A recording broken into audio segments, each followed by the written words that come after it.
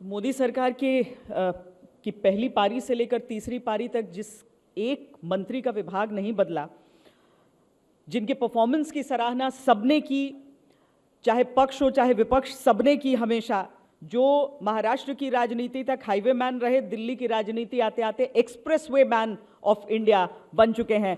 स्वागत कीजिए नितिन गडकरी जी का। सर, हम चाहते तो थे कि आमने सामने आप यहां पर रहते हमारे साथ, लेकिन ये बताइए कि आज हम निर्माण भारत कॉन्क्लेव ये कर रहे हैं। निर्माण भारत में कितना सड़क निर्माण भारत है ये? 2014 में जब हमारी सरकार आई तो प्रधानमंत्री मोदी जी ने इंफ्रास्ट्रक्चर डेवलपमेंट को हाईएस्ट प्रायोरिटी दी। तब हमारे एनएच की स्ट्रेंथ 97,000 किलोमीटर थी, आज करीब 1.5 लाख किलोमीटर तक पहुंची है। और जो हाईवेज है उसमें express highway, axis control highways, 6 lane highways, tunnels, bridges, और केवल एक ही भाग में नहीं तो कश्मीर से कन्याकुमारी तक, अरुणाचल, मेघालय, त्रिपुरा से लेकर कश्मीर, उत्तराखंड, हिमाचल तक, किसी भी स्टेट में आप अगर जाएंगे तो आज हाईवे का नेटवर्क बहुत अच्छा खड़ा हुआ है। और अभी जो हुआ है इससे कई गुना ज़्यादा आने वाले 5 साल में होगा, और जिसमें देश के आर्थिक विकास में इसकी भूमिका बहुत महत्वपूर्ण रहेगी। अभी बीच में केपीएमसी ने एक रिपोर्ट प्रकाशित किया था, उसमें उन्होंने कहा है कि 81% गुड्स ट्रैफिक रोड पर है और करीब 1% रेलवे पर है और बाकी जो है अन्य मार्गों से है। तो ये मुझे विश्वास है कि दूसरा एक रिपोर्ट ये जो आईआईएम बेंगलोर और आईआईटी चेन्नई और आईआईटी कानपुर ने भी दिया है, उसमें उन्होंने कहा है कि हमारी जो लॉजिस्टिक कॉस्ट थी वो 16% थी, जो वर्ल्ड में बहुत ज़्यादा थी, जो हमारे एक्सपोर्ट इंपोर्ट में हमारी अड़चन थी। तो चाइना की 8% है, अमेरिका और यूरोपियन कंट्री की 12% और हमारी 16% थी। अब उन्होंने ये रिपोर्ट में कहा कि हमारी 6% कम हुई है, तो ये 10% पे आई है। और मुझे लगता है कि आने वाले दिसंबर एंड तक ये 9% पे आएंगी, जो हिंदुस्तान के आर्थिक विकास के लिए बहुत महत्वपूर्ण होगी। ग्रीन एक्सप्रेस हाईवे और उसके साथ साथ इलेक्ट्रिक ट्रक्स, इलेक्ट्रिक बसेस और उसके साथ अल्टरनेटिव फ्यूल और बायोफ्यूल के उपयोग के कारण प्रदूषण भी कम होगा, कॉस्ट भी कम होगी और देश का एक्सपोर्ट बढ़ेगा। और जो प्रधानमंत्री जी का सपना आत्मनिर्भर भारत बनने का, वो निश्चित रूप से हाईवे के द्वारा पूरा होगा। वैसे हमेशा ये बात कही जाती है गडकरी जी की जो रास्ते ज़्यादा महत्वपूर्ण या मंजिल, मुझे लगता है कि यहाँ पर रास्तों की महत्ता कोई नहीं नकार सकता है। लेकिन आज अगर हम समूचे विश्व में देख लें तो दूसरा सबसे बड़ा जो रोड नेटवर्क है 54,000 किलोमीटर, जिसके आप ही की देखरेख में पिछले 10 सालों में बन गए हैं। तो हर बार जो आप अपना टारगेट रखते हैं ना कि प्रतिदिन कितना बनेंगे सड़क, अब खुद ही उसको इतना आगे तक बढ़ा देते हैं। अब 100 kilometre highway construction per day, कैसे संभव देख रहे हैं? ये बहुत कठिन है पर असंभव नहीं है। और टारगेट कोई भी ऐसे रखे जाते हैं कि जो तोड़ने के लिए बहुत कठिन होते हैं। पर हमारे पास पैसे की कमी नहीं है, हाईवे बनाने के लिए रिसोर्सेज चाहिए, उसकी कमी नहीं है। Land acquisition, utility shifting, forest environment clearance, contract tender निकालना, कॉन्ट्रैक्ट अवार्ड करना, इन सब बातों में हमें तेजी लानी पड़ेगी। हमारा 2,85,000 करोड़ का बजट है और हम लोग करीब 5-1 लाख करोड़ मार्केट से खड़े कर सकते हैं। तो कम से कम 15 लाख से 20 लाख करोड़ के अगर हमने काम मंजूर किए तो भी हम लोग कर सकते हैं, इतनी हमारी ताकत है। पर जबकि हमने 3.5 लाख करोड़ के काम अभी तक मंजूर किए हैं, और इसलिए ज़्यादा अवार्ड हो, लैंड एक्विजिशन की प्रोसेस फास्ट हो, हमारे सभी यंत्रणा में जो अधिकारी है, आरओ, पीडी, हमारे एनएचआईडीसीएल और मिनिस्ट्री, हम सब मिलकर और गति से काम करें, इसलिए टारगेट थोड़ा ऊपर रखा है। पर मुझे लगता है कि सब लोग कोशिश करेंगे तो ये पूरा करने की हम जरूर कोशिश करेंगे। और चूंकि इसका जिक्र आप कर रहे हैं ना गडकरी जी, तो 489 मेरा ख्याल है ऐसे प्रोजेक्ट्स हैं, 489, जिन्हें मार्च 2025 तक पूरा हो जाना था, पर वही क्लियरेंसेस के चक्कर में वो अटके पड़े हैं अभी भी। नहीं, ऐसे कोई अटके, देखो ये प्रॉब्लम हर समय रहते हैं। मैं अक्सर एक बात कहता हूँ कि प्रॉब्लम्स रहना ही है। एक नया प्रोजेक्ट शुरू करेंगे, फिर प्रॉब्लम आएंगे, फिर नया करेंगे, फिर प्रॉब्लम आएंगे। प्रॉब्लम समाप्त होने वाले नहीं है। पर मैं एक बात याद रखता हूं कि there are some people who convert problems into opportunities and there are some people who convert opportunities into the problems. तो मुझे आपको बताते हुए खुशी हो रही, देखिए आप मेरे साथ थी, द्वारका एक्सप्रेस हाईवे का शूटिंग हुआ था, आज तक ने किया था, और वो टनल हमने बनाई, UR2 बनाया। अब अभी वो वर्ल्ड स्टैंडर्ड का स्टेट ऑफ आर्ट प्रोजेक्ट हुआ, और आज द्वारका एक्सप्रेस हाईवे के बाजू में करीब 10 लाख करोड़ रुपए की इन्वेस्टमेंट आई। एक नई अच्छी गुड़गांव नया दिल्ली ऐसी बनी है, और मुझे लगता है कि हाईवे के कारण इकोनॉमी को कितना बूस्ट मिला है, और समय भी बचेगा, प्रदूषण भी बचेगा, और डेवलपमेंट भी होगी। और अभी UR2 से जैसे हम लोग ये पानीपत सोनीपत से यानी पंजाब हरियाणा उत्तराखंड हिमाचल से एयरपोर्ट जाने के लिए दिल्ली आने के बाद हमें 3.5 घंटे लगते थे, अब केवल 35 मिनट में हम लोग तुरंत ये पानीपत के बाद निकलकर डायरेक्ट एयरपोर्ट के अंदर जाएंगे। और वो जो टनल्स बनी है वो भी बहुत उपयोगी हुई है, और इसके बाद में और हम लोग वसंत विहार जाने वाली भी टनल बना रहे हैं। तो इसमें निश्चित रूप से समस्या भी है, प्रॉब्लम भी है, ट्रैफिक जाम भी है, पर हम उसके ऊपर सोल्यूशन निकाल कर काम कर रहे हैं। दिल्ली में 1 लाख करोड़ के काम हम अभी तक कर रहे थे, अभी 30-40 हज़ार करोड़ के और नए काम कर रहे हैं।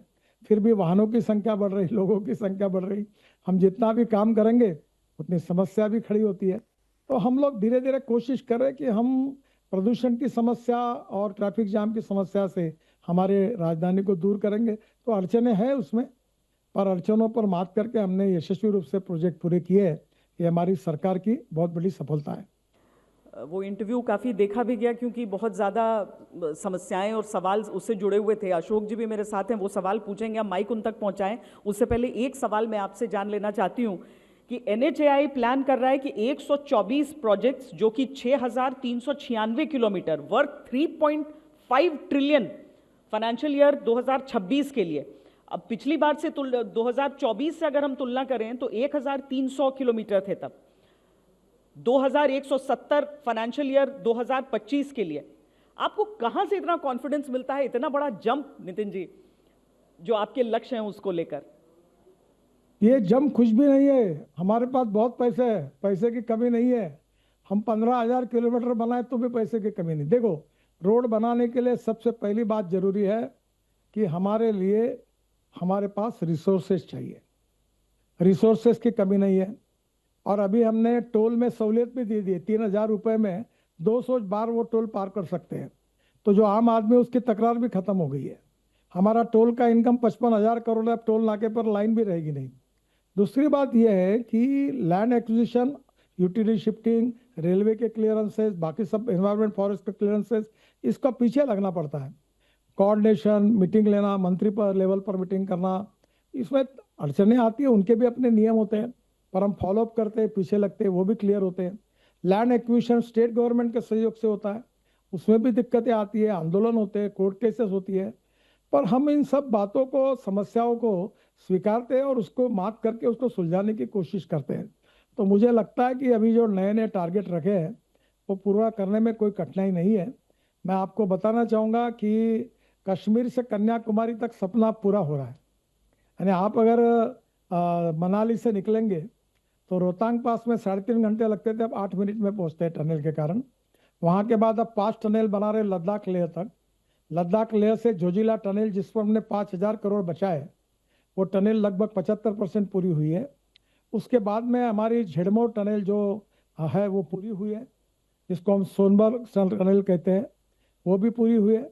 और उसी के बाद में हम श्रीनगर आएंगे, और श्रीनगर से जम्मू के बीच में हम 36 टनल बना रहे हैं, उसमें से 24 टनल पूरी हुई है, 4-5 पर काम शुरू है। वहाँ से जम्मू आने के पहले हम लोग कटरा से डायरेक्ट अमृतसर और दिल्ली हाईवे आएंगे। कटरा दिल्ली से दिल्ली आने के बाद दिल्ली मुंबई हाईवे को लगेंगे और सूरत तक जाएंगे, और सूरत से डायरेक्ट पलटकर हम लोग सूरत से नासिक, नासिक से अहमदनगर, अहमदनगर से सोलापुर, सोलापुर से करनूल, और करनूल से कन्याकुमारी, हैदराबाद, चेन्नई, बेंगलोर, मैंगलोर, कोचीन, त्रिवेंद्रम, पूरे हैदराबाद, पूरे साउथ में जाएंगे। अब मुंबई और पूना जाने की जरूरत नहीं है, सोलापुर, कोल्हापुर जाने की जरूरत नहीं, और चेन्नई से मुंबई का डिस्टेंस, दिल्ली का डिस्टेंस 320 किलोमीटर कम होगा, और ये कश्मीर से कन्याकुमारी, ये सपना पूरा होगा। इस बात की मुझे निश्चित रूप से खुशी है। उसी प्रकार से अरुणाचल, आसाम से लेकर कच्छ तक ये भी लगभग पूरा हुआ है। तो देश में सभी राज्यों में जो एक्सिस कंट्रोल एक्सप्रेस हाईवे, उसके कारण काफ़ी सहूलियत मिली है, लॉजिस्टिक कॉस्ट कम हुई है, और सबसे बड़ा फायदा ये हुआ है कि अब लोग अपनी खुद की गाड़ी लेकर पर्यटन और तीर्थाटन के लिए जाने लगे। अब उत्तराखंड जैसे राज्यों को परमिट शुरू करने पड़े हैं, 3 गुना 4 गुना ज़्यादा टूरिस्ट आए। हमारे प्रयागराज में कुंभ में इस बार करोड़ों लोग अपनी गाड़ियां लेकर देश भर से प्रयागराज आए थे, रिकॉर्ड टूट गया। तो मुझे लगता है कि हमारी जब इसके कारण हमारी टूरिज्म बढ़ेगा, तीर्थाटन बढ़ेगा, तो 49% कैपिटल एक्सपेंडिचर उसमें रोजगार निर्माण के लिए होता है, और हमारा इंफ्रास्ट्रक्चर डेवलपमेंट देश के विकास में महत्वपूर्ण भूमिका निश्चित रूप में उसकी रहेगी। सर, इस पर प्राकृतिक आपदाओं का भी असर बहुत पड़ा है। बहुत क्षेत्रों में सड़कों पर, मतलब जिन राज्यों का नाम आप ले रहे हैं, बहुत त्राहिमाम की स्थिति रही है। जिस कश्मीर में, जिस उत्तराखंड में, जिस हिमाचल में सड़कें बनाना एक बहुत भागीरथ प्रयास हम कहेंगे, वहाँ पर भी बहुत ज़्यादा नुकसान सड़कों के हिसाब से हो गया है। ये अतिरिक्त दायित्व। देखिए, इसमें ऐसा है कि बादल फट रहे, बाढ़ आ रहे, और बरसात भी रिकॉर्ड तोड़ के आ रही है, और रोड ठीक नहीं रहे, और हमें भी समय के साथ कुछ टेक्नोलॉजी में बदल करना पड़ेगा। जहाँ बरसात ज़्यादा होती है वहाँ कंक्रीट रोड बनाने पड़ेंगे। हम पैसे बचाने के लिए जहाँ हमने टनल को टाला था वहाँ टनल बनानी पड़ेगी। उत्तराखंड और हिमाचल में जो हिमालय टेरेन है, ये पत्थर वाला पर्वत नहीं है, माउंटेन नहीं है, ये मिट्टी का ही लगभग है, और इसलिए लैंडस्लाइड्स बड़े प्रमाण पे हो रही है। हमने जैसे ब्लैक स्पॉट एक्सीडेंट के आइडेंटिफाई किए थे, वैसे अभी हमने लैंडस्लाइड के स्पॉट आइडेंटिफाई किए, वाटर लॉगिंग के प्लॉट जो स्पॉट है वो आइडेंटिफाई किए। कुछ हमारी भी कमियां हैं, गलतियां हैं। कुछ हमने अभी प्रीकास्ट की नालियां बनाना मैंडेटरी किया है। कुछ जो कमी है उसको सुधार करके, जो इस प्रकार के ब्लैक स्पॉट है उसको आइडेंटिफाई करके हम सेफ रोड बनाने के पीछे लगे हैं। फिर भी आपदा के सामने कितना भी करें तो कहीं ना कहीं अड़चन आती है, पर अच्छी बात यह हुई कि लैंडस्लाइड के जो स्पॉट हमने सुधारे वहाँ फिर से प्रॉब्लम नहीं आया है। तो धीरे धीरे वो सुधारने के पीछे भी हम ताकत से लगे हैं, और ये कोशिश करेंगे कि हमारे रोड 100% सेफ हो। फिर भी हिमालयन टेरेन में आप जो बता रही है, आपकी बात सही है, काफ़ी समस्याओं का सामना हमको करना पड़ रहा है। कुछ हमारी मर्यादा के बाहर है, कुछ हमारी कमियां हैं, हम दोनों को सुधार करके उसको ठीक करने की कोशिश करेंगे। सर, आप गलतियां स्वीकार करने से कभी पीछे नहीं हटते हैं। आमतौर पर जो विपक्ष आपको लेकर एक अलग सुर रखता था, आजकल आपको एक मुद्दे पर बहुत अधिक घेर रहा है, और मैं उससे जुड़ा सवाल आपसे पूछना चाहती हूँ। इथेनॉल जहाँ पर जो उसका इम्पैक्ट है, जो पोटेंशियल इम्पैक्ट है फ्यूल एफिशिएंसी पर, सबसे पहले उससे जुड़ा मैं सवाल आपसे पूछना चाहती हूँ। क्या इसको लेकर आपको लग रहा है कि कहीं पर गलती हुई है? देखिए, पहली बात तो ऐसी है कि भारत में ऑटोमोबाइल की सरकार भी और प्राइवेट की मिलकर जो सबसे बड़ी इंस्टीट्यूशन है ARAI पुणे, इन्होंने प्रेस कॉन्फ्रेंस लेकर, और OEM जो मैन्युफैक्चरर्स है उन्होंने ऐसा पूरा क्लियर किया है कि इथेनॉल के कारण एवरेज कम होता है, ये बराबर नहीं है। दूसरी बात यह है कि इथेनॉल के बारे में गलत प्रचार किया जा रहा है, ये गलत है।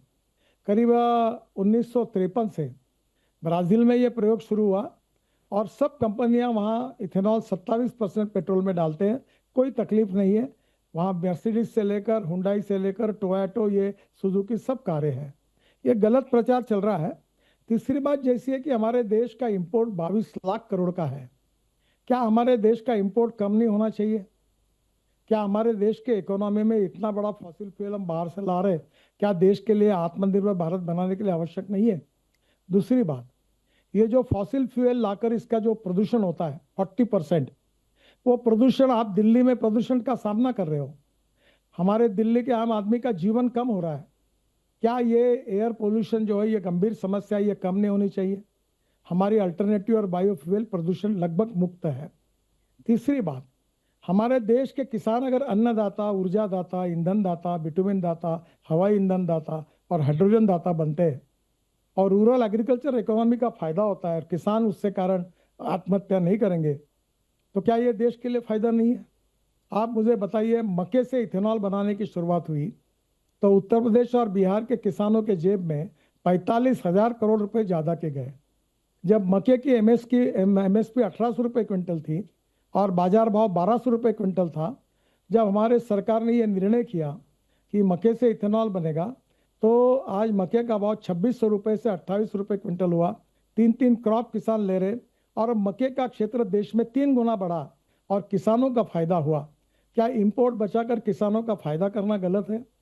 और रही बात इथेनॉल की, जो आरोप हुए वो पेड न्यूज़ थी और वो जानबूझकर किए। उसके पीछे जो इंपोर्ट करना चाहते वो लोग ही ऐसा कर सकते हैं।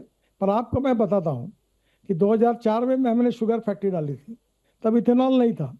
इथेनॉल एक शुगर फैक्ट्री का प्रोडक्ट है। इथेनॉल के रेट पेट्रोलियम मिनिस्ट्री टेंडर निकालकर निश्चित करती है, फिर इथेनॉल की प्राइस हमारे कैबिनेट में जाकर मंजूरी मिलती है और उसके बाद में अभी भी शॉर्ट सप्लाई था, इथेनॉल पूरा नहीं था, 20% करते करते मुश्किलें थी और अब वो इसमें किसी को फेवर करने का कोई कारण नहीं। और टोटल इसमें 0.5% भी हमारी शुगर फैक्ट्री का, जो मेरे बच्चे देखते हैं, उसका शेयर नहीं है। ये झूठा प्रचार अपप्रचार किया गया। सरकार ने किसी को फेवर नहीं किया। इथेनॉल के कोई दुष्परिणाम नहीं है। इतना ही नहीं तो फ्लेक्स इंजन की बात हो रही है, जिससे देश का पेट्रोल और डीजल का इंपोर्ट कम होगा। Electric, ethanol, methanol, biodiesel, LNG, CNG और हम हाइड्रोजन पर भी अब काम कर रहे हैं 10 रूट पर, और जिससे देश का इंपोर्ट बचेगा, विदेशी चलन बचेगा और ये 22 लाख करोड़ में से 10 लाख करोड़ भी बचेंगे तो ग्रामीण क्षेत्र में किसान समृद्ध संपन्न होंगे, युवाओं को रोजगार मिलेगा, हमारा एक्सपोर्ट बढ़ेगा ऑटोमोबाइल सेक्टर का। आज हम तीसरे नंबर पर है। हम आने वाले 5 साल में पहले नंबर पर जाने की कोशिश कर रहे हैं, जिसमें आत्मनिर्भर भारत का सपना पूरा होगा। इसमें कौन सा गलत है और क्या हुआ है? केवल झूठे आरोप करके ये पेड कैंपेन था। ये मैं धन्यवाद दूंगा कि प्रिंट मीडिया और टेलीविजन मीडिया ने इसको कोई महत्व नहीं दिया, पर ये बराबर झूठे आरोप करके चला। मुझे कोई इसकी चिंता नहीं, मैं इससे बिल्कुल डरता भी नहीं हूँ। मैं बायोफ्यूल, अल्टरनेटिव फ्यूल की बात करते रहूँगा। ये मेरे जीवन का मिशन है। इस देश का इंपोर्ट खत्म करेंगे, इस देश के किसानों को समृद्ध संपन्न बनाएंगे, देश के प्रदूषण को खत्म करेंगे और हमारे किसानों को समृद्ध संपन्न बनाने के बाद देश में लाखों करोड़ों युवाओं को हम रोजगार इसके कारण निर्माण करेंगे। और प्रधानमंत्री ने जो कहा है कि आत्मनिर्भर भारत, ये इतना बड़ा 22 लाख करोड़ का इंपोर्ट कम करके हम आत्मनिर्भर भारत बनने की कोशिश करेंगे और हमारा इंपोर्ट खत्म करेंगे। यही हमने तय किया और करते रहेंगे। हम इसके लिए किसी को डरेंगे नहीं। सर, आपने कॉन्फ्लिक्ट ऑफ इंटरेस्ट मामले में दुष्प्रचार कहा। एक चीज मैं आपसे स्पष्टीकरण चाहूंगी, जो आम लोग जो केवल सोशल मीडिया पे जो पूरी बहस होती है वो पढ़ रहे हैं और सुन रहे हैं इथेनॉल के बारे में, क्या कंज्यूमर्स को, क्या उपभोक्ताओं को ये चॉइस दिया जा सकता है कि वो इथेनॉल मिश्रित पेट्रोल लें या फिर न लें? क्या ऐसा हो सकता है? क्योंकि ये एक सवाल बहुत फ्लोट कर रहा है। देखिए, ब्राजील में ऐसी सहूलियत है कि आप 100% पेट्रोल ले सकते हैं, आप 100% इथेनॉल ले सकते हैं, या आप 27% इथेनॉल डालकर इथेनॉल मिश्रित पेट्रोल ले सकते हैं। ये इसके बारे में पेट्रोलियम मिनिस्ट्री का अधिकार है निर्णय करने का। पर मैं आपको एक बात बताना चाहता हूँ, पूछना चाहता हूँ, क्या देश के हित में ये 22 लाख करोड़ का फॉसिल फ्यूल का इंपोर्ट बढ़ाना क्या देश के हित में है? क्या देश के इकोनॉमी से 22 लाख करोड़ बाहर जाएंगे? क्या हम आत्मनिर्भर भारत नहीं बनना चाहिए? क्या हमने ग्रीन फ्यूल देश में तैयार करके प्रदूषण को नहीं रोकना चाहिए? और अगर किसान हमारा ऊर्जादाता, ईंधनदाता बनता है और गांव समृद्ध संपन्न बनते हैं, तो क्या देश के हित में हमने ये नहीं करना चाहिए? और ये कौन सा आर्गुमेंट है कि हम इंपोर्ट बढ़ाएं? और पेट्रोल डीजल जो हमारे देश की टोटल एनर्जी में 85% इंपोर्ट है, क्या हम ये इंपोर्ट को कम नहीं करेंगे? हम इलेक्ट्रिक की गाड़ी, इथेनॉल की गाड़ी, मिथेनॉल की गाड़ी, सीएनजी की गाड़ी, हमारे देश के ईंधन को, अल्टरनेटिव बायोफ्यूल को यूज करेंगे। अभी हमने 10 रूट पर हाइड्रोजन की ट्रक और बसें शुरू की है, ताकि हम डीजल के बदले में हाइड्रोजन की बसें यूज करेंगे। हमारे देश में, आप, मुझे याद है आपके ही कार्यक्रम में मैं आया था ताज पैलेस में, जब इलेक्ट्रिक की बात शुरू हुई थी, तब लोग मुझे पूछते थे गाड़ी बंद होगी तो क्या होगा। अब इलेक्ट्रिक ट्रैक्टर आ रहा है, इलेक्ट्रिक बस आई है, इलेक्ट्रिक ट्रेलर आ रहा है, इलेक्ट्रिक कंस्ट्रक्शन इक्विपमेंट आ रहे हैं और इलेक्ट्रिक कार, इलेक्ट्रिक स्कूटर आ रही है, पॉपुलर हो रही है। अब पेट्रोल डीजल की तुलना में इलेक्ट्रिक का 30% राइज है। और आप अगर पेट्रोल डीजल में अगर 30 रुपये महीने का गाड़ी में खर्चा करते हैं, तो इलेक्ट्रिक का खर्चा 2000 रुपये है। मैं जो इथेनॉल की इनोवा यूज़ करता हूँ, वो 60% बिजली तैयार करके 100% इथेनॉल डालकर तो पेट्रोल के रेट में अगर एवरेज की तुलना करें तो उसका भाव 25 रुपए लीटर पेट्रोल आता है। क्या इस देश के लोगों का पैसा बचना नहीं चाहिए? क्या देश का पैसा इंपोर्ट के माध्यम से देश के बाहर जाना देश के लिए हितकारक है? क्या देश का प्रदूषण, दिल्ली कितनी त्रस्त है प्रदूषण का, वो कम नहीं होना चाहिए? ये झूठा प्रचार करके देश में इस प्रकार की बातें फैलाने में मैंने सुना है, मुझे प्रूफ है मेरे पास, कुछ लोगों को 25-25 लाख रुपए दे के पेड न्यूज करके और झूठी न्यूज तैयार करके ये सब कैंपेन चला गया। यहाँ पर ये देश के हित में नहीं है। देश की जनता बहुत जिम्मेदार है, सच को समझती है और इसकी कोई चिंता देश की जनता नहीं करेगी। हमें देश को आत्मनिर्भर भारत बनाना है, इंपोर्ट को कम करना है, गांव गरीब मजदूर किसान को समृद्ध बनाना है और देश में नए रोजगार निर्माण करना है। और ऑटोमोबाइल इंडस्ट्री को 5 साल के अंदर, अभी हमने जापान को पीछे डालकर हम तीसरे नंबर पर आए। पहले नंबर पर यूएसए 78 लाख करोड़, दूसरे नंबर पर चाइना 49 लाख करोड़ और तीसरे नंबर पर इंडिया 22 लाख करोड़। अब आत्मनिर्भर भारत बनाने के लिए हमारा संकल्प है कि हम हिंदुस्तान को पहले नंबर पर पहुंचाने की कोशिश करेंगे 5 साल में।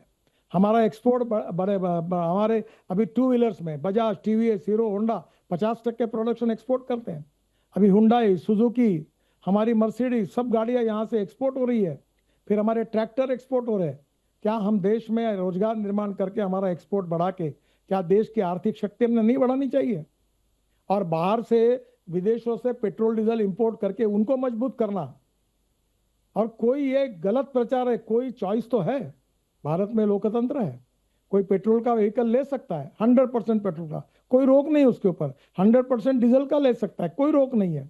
पर क्या देश के हित में, क्या हम लोग प्रदूषण को कम करने के लिए, हमें कंज्यूमर को सस्ता पड़ रहा है, इसका फायदा लेने के लिए हमने अल्टरनेटिव और बायोफ्यूल का अंगीकार नहीं करना चाहिए?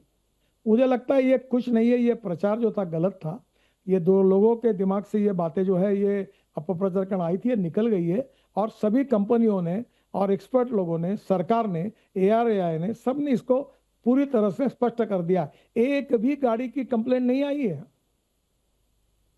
फिर भी ये अपप्रचार है। मुझे लगता है इससे कोई फर्क नहीं पड़ेगा। मेरे सहयोगी अशोक सिंघल जी एक सवाल पूछना चाह रहे हैं। नितिन जी, आपने जो सड़कें बनाई, एक्सप्रेसवे बनाए, उसकी तारीफ पूरी दुनिया करती है, लेकिन एक कमी रह जाती है। बार बार आप भी इस बात को मानते हैं कि दिल्ली का जो जाम है और पोल्यूशन, इससे मुक्ति नहीं मिल पा रही है, बार बार कहने के बावजूद। इससे कब निजात दिलाएंगे आप? मैं अशोक जी, आपके प्रश्न के ऊपर क्या उत्तर दूं, मेरे को समझ में नहीं आता। पर मैं भी एक गलतफहमी में था। जब मैं मुंबई में मंत्री था तो मैंने 55 उड्डान पुल बनाए मुंबई में और वर्ली बांद्रा सी लिंक बनाया। तब मैं लोगों को कह रहा था कि ये बनने के बाद ये ट्रैफिक जाम समाप्त हो जाएगा। तो ये ट्रैफिक जाम मेरे समाप्त नहीं हुआ, उल्टा बढ़ा। अब दिल्ली में आने वाले लोगों को आप रोकोगे नहीं। पॉपुलेशन तो बढ़ ही रही है, पर ऑटोमोबाइल ग्रोथ में 22% हर साल इंक्रीज हो रही है। अब घर में 4 आदमी और 6 गाड़ियाँ, ऐसा रेशो बन रहा है। तो मुझे लगता है कि इसके बाद हमने करते रहना चाहिए। पर हमारी दिल्ली, मुंबई, कलकत्ता, चेन्नई, बेंगलोर और पुणे जैसे बड़े बड़े शहर, अहमदाबाद जैसे, ये लगातार अर्बन पॉपुलेशन जो बढ़ रही है, ये हमारे लिए, हमारे आर्थिक दृष्टिकोण में सोचना होगा कि ये माइग्रेशन हो रहा है गांव से शहर की ओर, इसको रोकना होगा। गांव समृद्ध संपन्न बनाने होंगे और ये थोड़ा सा विकेंद्रीकरण करना पड़ेगा, तभी हो पाएगा। ये बहुत बड़ा सवाल है और इसलिए मैं अभी 1 लाख करोड़ के काम दिल्ली में कर रहा हूँ और 40-50 हज़ार करोड़ के और शुरू कर रहा हूँ मैं। पर कहने के लिए डरता हूँ कि इतने काम होने के बाद भी ट्रैफिक जाम कम होगा कि नहीं होगा, इसके बारे में। कम होगा ट्रैफिक जाम, इतना ही कह सकता हूँ। पूरी तरह समाप्त होगा ये कहने की अब मेरी भी हिम्मत नहीं, क्योंकि जितना बना है उतनी गाड़ियाँ बढ़ रही, जितने लोग बढ़ रहे, जितने दिल्ली में लोग आ रहे सब देश से, तो आखिर कहीं ना कहीं तो मर्यादा है। फिर भी कोशिश करूँगा, शायद आने वाले 2-3 साल में ये दिल्ली के सब प्रोजेक्ट खत्म हो जाएंगे। तो मुझे अभी UR2 बना, पूरा ट्रैफिक अब एयरपोर्ट का जो पंजाब, हरियाणा, उत्तराखंड, हिमाचल का उधर गया। अब उत्तराखंड का हम 2 घंटे में जो देहरादून का रोड, उसको जोड़ रहे हैं। तो धीरे धीरे दिल्ली के कोई 10-15 रोड ऐसे हैं जो बहुत ही ज़्यादा जाम होता है, जैसे बाईपास सर्जरी करते हैं वैसे उसको हम सर्जरी कर रहे हैं। अभी तो अंदर में कुछ टनल भी बनाने की कोशिश कर रहे हैं, उसका भी अध्ययन कर रहे हैं कि हम अंदर से अंदर कैसे ट्रैफिक को, जाम को कम करें। पर ये बहुत कठिन सवाल है। हम एक काम पूरा करते, तो जरा जाम क्लियर होता है तो फिर लोगों की संख्या बढ़ती, फिर गाड़ियों की संख्या बढ़ती है। फिर भी आपके कहने में जो बात है वो मेरी इच्छा है कि ट्रैफिक जाम से दिल्ली को मुक्ति मिले, प्रदूषण से मिले, वो संकल्प भी मेरा है। अभी परली से हवाई ईंधन बन रहा है पानीपत में, अब परली से सीएनजी बन रहा है। जो मैंने कहा वो हर बात हुई। दिल्ली का कचरा, हमने 30 लाख टन कचरा UR2 और ये गाजीपुर टेकड़ी की हाइट 7 मीटर कम कर दी। अब हम 2027 तक देश के पूरे कचरे को हम रोड में डालकर समाप्त करने का कार्यक्रम हमने लिया है। तो कोशिश तो कर रहे हैं, पर समस्या भी कठिन है। अब हमारा प्रयास है, हम कोशिश करेंगे। अब 2-3 साल के बाद पता चलेगा कितना यश मिला नहीं मिलेगा, पर 101% कॉन्फिडेंस से कहने में थोड़ा मैं हिचकिचा रहा हूँ, क्योंकि मैं उतने इसमें मुझे लगता नहीं होगा कि नहीं होगा, फिर भी कोशिश करते रहेंगे। नितिन जी, एक सवाल हमारे न्यूज़ डायरेक्टर श्री सुप्रिय प्रसाद पूछना चाहते हैं आपसे। हाँ बताइए। नितिन जी, कल से जीएसटी लागू हो रहा है देश भर में, इसका क्या इम्पैक्ट होगा आपके डिपार्टमेंट पे? अभी ऐसा है बहुत कि सारे कंस्ट्रक्शन वर्क सस्ते हो जाएंगे। देखिए, निश्चित रूप से ये बहुत स्वागतार्ह कदम है भारत सरकार का। वित्त मंत्री का और प्रधानमंत्री को मैं धन्यवाद देता हूँ। इससे हमारी इकोनॉमिक ग्रोथ बढ़ेगी और टैक्स कम करने के बाद में भी टर्नओवर बढ़ेगा, परचेसिंग पावर बढ़ेगी और वो पैसा फिर से सर्कुलेशन में आएगा और जीएसटी कम नहीं होगा, जीएसटी उतना ही लगभग आएगा। तो एक प्रकार से हमारा जीडीपी ग्रोथ बढ़ेगा, एम्प्लॉयमेंट पोटेंशियल बढ़ेगा, एक्सपोर्ट बढ़ेगा और हम आत्मनिर्भर भारत की ओर जाएंगे।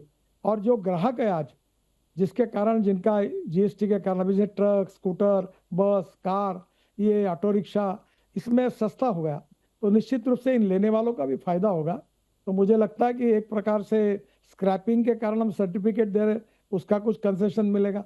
फिर ये जीएसटी कम हुआ, उसके कारण कीमतें कम होगी और इसका पूरा इम्पैक्ट करके फिर और परचेसिंग बढ़ेगा और वही तो मैं कह रहा हूँ, और गाड़ियाँ बेची जाएगी। तो निश्चित रूप से अब लोगों में, छोटे छोटे लोग, पुरानी गाड़ियों के मार्केट बड़े हो गए। अब हर प्रयागराज में आए तो middle class, lower middle class लोग पुरानी गाड़ी खरीदी की, सामान ऊपर में रखा, पूरा परिवार बैठा और प्रयागराज के लिए निकल पड़ा। तो टूरिज्म बढ़ेगा, उससे भी फिर से डेवलपमेंट होगी। देखिए, ये मल्टीप्लाई इफेक्ट होगा इसका और ये देश के इकोनॉमी के वित्त मंत्री और प्रधानमंत्री का बहुत सही कदम है और इसका कंज्यूमर को भी फायदा होगा, इकोनॉमी को भी फायदा होगा, सबको फायदा होगा। अगला सवाल नेहा बाथम मेरी सहयोगी पूछ रही हैं।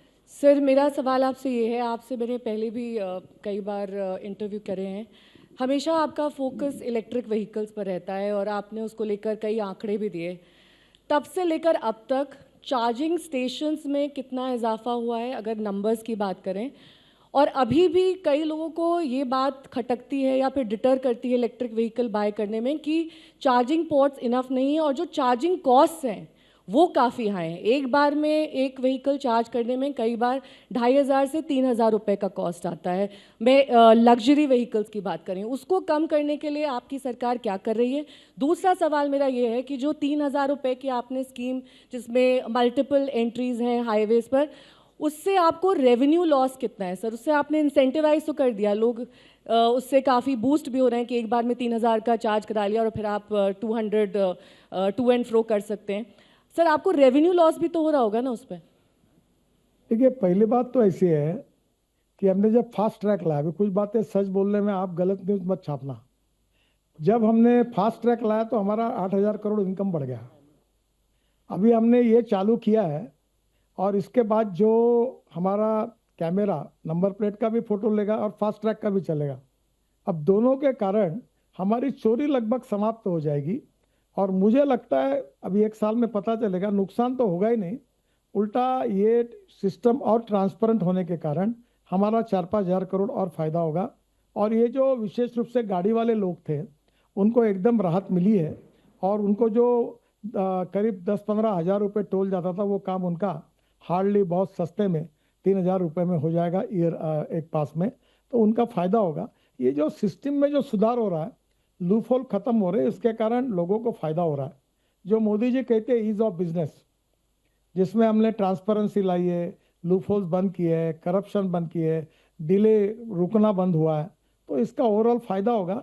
इसका नुकसान होगा कि फायदा होगा 1 साल के बाद बता पाएंगे, पर इसके कारण जो चोरियां थी वो लगभग खत्म हो जाएगी, तो लगभग हमारा इनकम लॉस नहीं होगा, ऐसा मुझे लगता है। ये मेरा अंदाज है, अभी पता चलेगा। जो इलेक्ट्रिक व्हीकल की नेहा जी आप बात कर रहे हैं, मैं आपको एक बात नम्रतापूर्वक कहना चाहता हूँ, ये बड़े आपके थियोरटिकल क्वेश्चंस हैं। वहाँ जितने लोग बैठे हैं जो दिल्ली में रहते हैं, जिनके पास इलेक्ट्रिक व्हीकल है और जिसमें 30% राइज है, अभी एक स्कूटर दिन में 24 से 26 किलोमीटर चलती है, ये स्टडी में आया है, और एक कार 80 किलोमीटर चलती है। अब हर स्कूटर जो है वो 100-125 किलोमीटर के लिए चार्ज है, तो आप रात को घर में आके लगा दो तो चार्ज हो जाएगी, तो कार घर में लाओ, चार्ज करो, हो जाएगी। अब मुझे लगता है कि जो दिल्ली, मुंबई, कलकत्ता, चेन्नई शहरों में, उनके पास चार्जिंग का प्रॉब्लम नहीं है। प्रॉब्लम कहाँ, मैं आपको बताता हूँ। प्रॉब्लम है दिल्ली से मुंबई अगर गाड़ी जाना है तो प्रॉब्लम है, दिल्ली से जयपुर जाना है तो आपको समस्या है। और एक बात ये भी जरूरी है कि जो हमने हमारी रोड साइड एम्यूनिटीज 670 बनाई है, वहाँ हमने इलेक्ट्रिक चार्जिंग स्टेशन को लिए अनुमति दी है। अब हमने क्या किया कि उनसे ऑक्शन में जगह दी। अब वहाँ वो डोसा कितने रुपए में बेचे, समोसा कितने रुपए, चाय कितने में बेचे, और इलेक्ट्रिक का चार्जिंग कितना ले, उनका अधिकार है। अब नेचुरली क्या कि जब सेंटर्स बढ़ेंगे तो रेट स्टेबलाइज हो जाएंगे, मोनोपोली होगी तो बढ़ते जाएंगे। तो आपकी बात सही है कि ये जो हाईवे पे चार्जिंग स्टेशन है उसमें काफ़ी बड़े प्रमाण पर रेट ज़्यादा है, पर उसको कम करने के लिए मैंने पावर मिनिस्ट्री में एक अनुरोध किया है कि पब्लिक ट्रांसपोर्ट ऑन इलेक्ट्रिसिटी और हाईवे पे चार्जिंग करने वाली जो पावर है उसके बारे में, प्रदूषण को कम करना है, इंपोर्ट को कम करना है, फॉसिल फ्यूल को कम करना है, इलेक्ट्रिक को प्रोत्साहित करना है, तो इसके बारे में वो पावर सस्ते में देने के बारे में कोई स्कीम के बारे में सोचे। हम कोशिश कर रहे हैं। एक बात आपकी सच है कि हाईवे पर थोड़ी चार्जिंग की कॉस्ट ज़्यादा है, पर अभी अभी कंपनियां जो है वो 450-550 किलोमीटर तक गाड़ियाँ चार्ज हो सकती है ऐसी तैयार कर रहे हैं।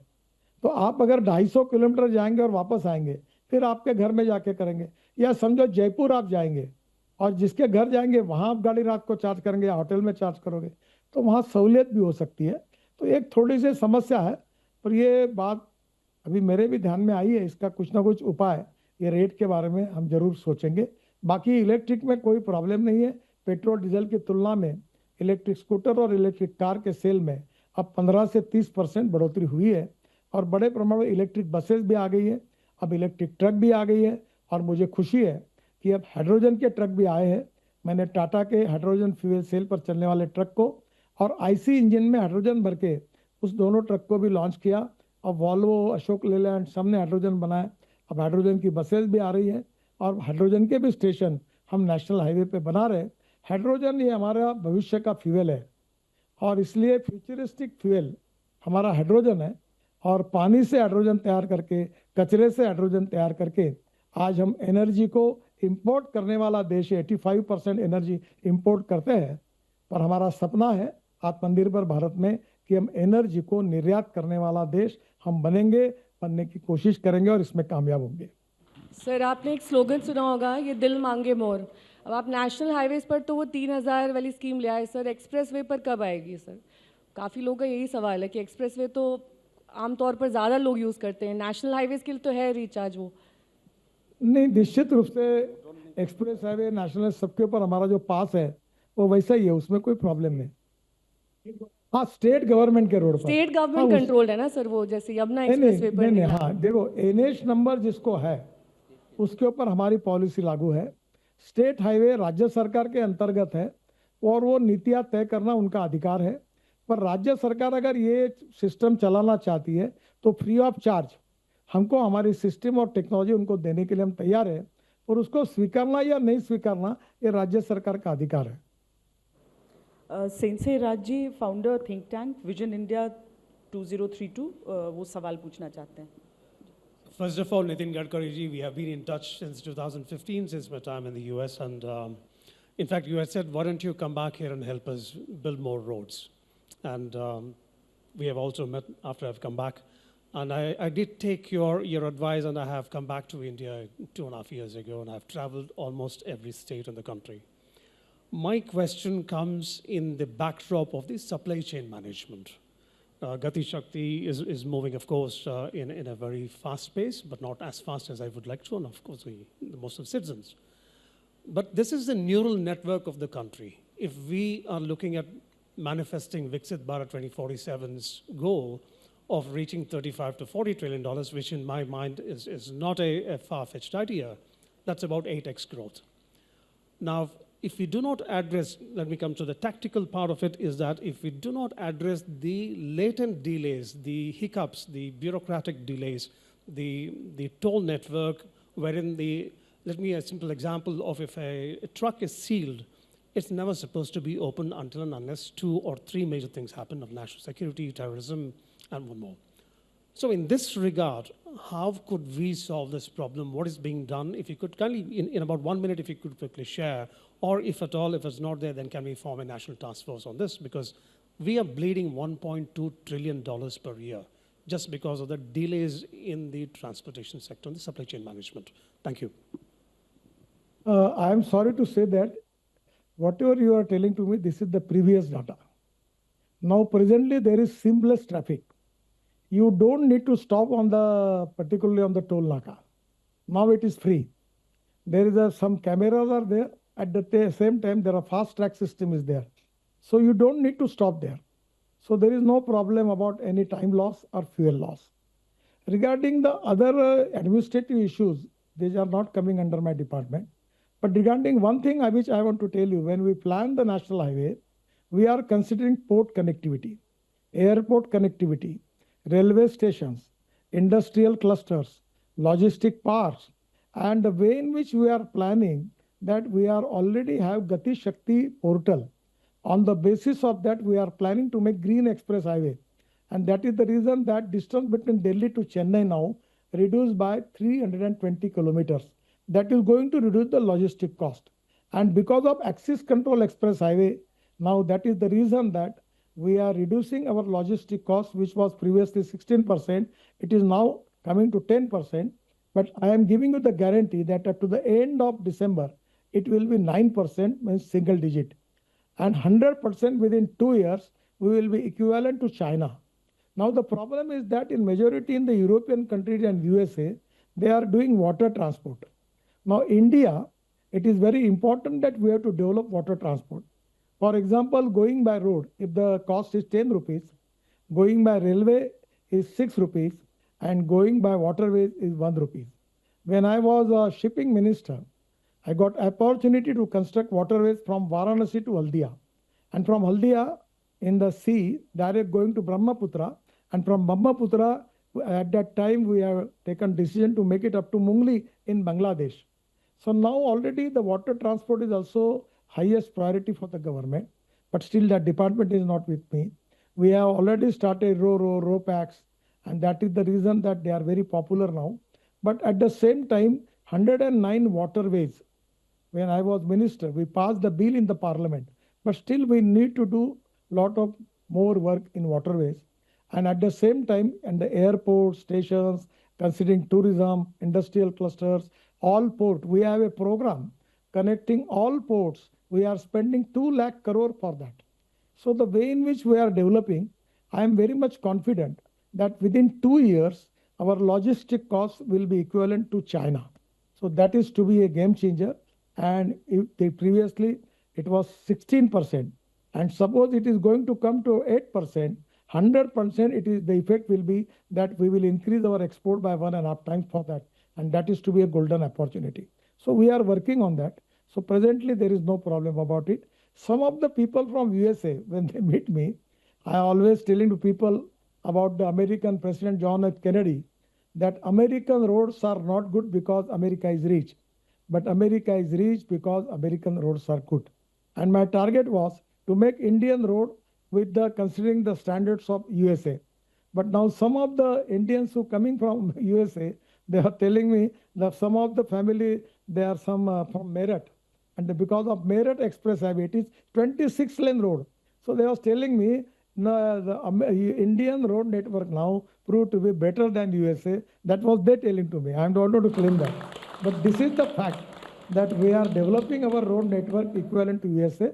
And there is no doubt about it that as early as possible, we will be at par with the USA. And that is to be the great positive advantage for industrial development, tourism, And for particularly accelerating our economy, the road infrastructure will be the most important thing, and I'm very much confident about it. तुलना तो सड़कों की बहुत तरह से की चीज़ों से की गई है, लेकिन जो आपकी तरफ से जो वादा था और जो जिस तरह का फीडबैक अब आ रहा है, वाकई नितिन जी, कि अमेरिका से बेहतर ये सड़कें 2 साल के भीतर, न केवल नेटवर्क बल्कि गुणवत्ता। बहुत बहुत धन्यवाद आपका नितिन गडकरी जी हमारे साथ जुड़ने के लिए इस चर्चा में।